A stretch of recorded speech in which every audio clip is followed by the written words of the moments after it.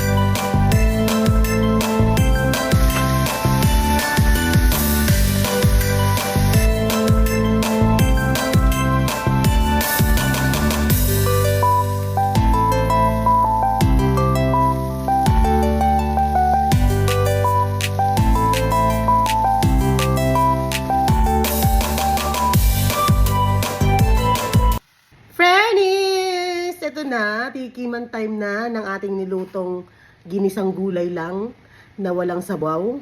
Basta sauté lang talaga siya ng sibuyas, bawang at yung aking pork na konting-konti.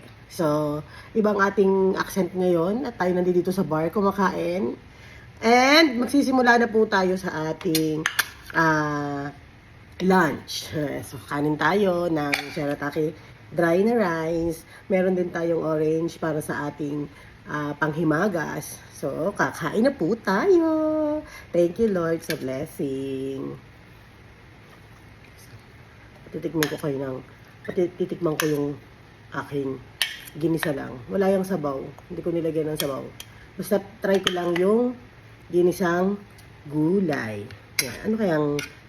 Na-try ko na naman to. Masarap to. Very good na to sa akin. Sabi ko sa inyo, masarap eh.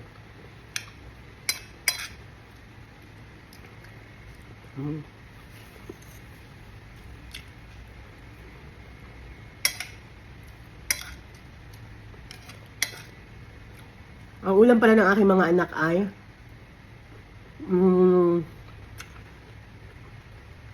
pork steak. Paborito yun ng aking mga bata. Isa yun sa mga favorite nilang niluluto ko sa kanila.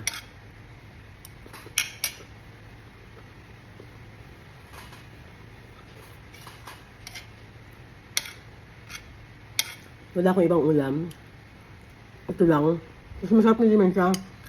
Tignan nyo. Meron naman din siyang pork. O, diba? Kunti nga lang nilagay ko, pampalasa lang talaga.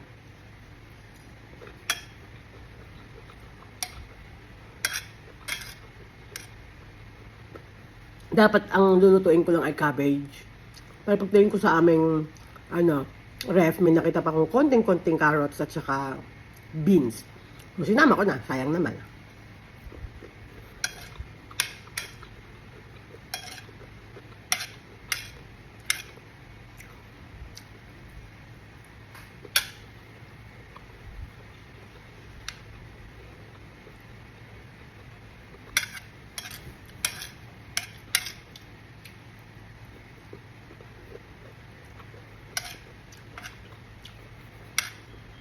So, kakain muna ako.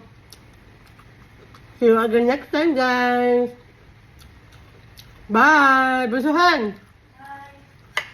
Ayusin mo mag-bye. Bye! Magpakita ka sa camera. Ayaw magpakita sa camera. Ayun siya, oh. Yun. Ayun, oh. Bye! Bye! Bye, friendies.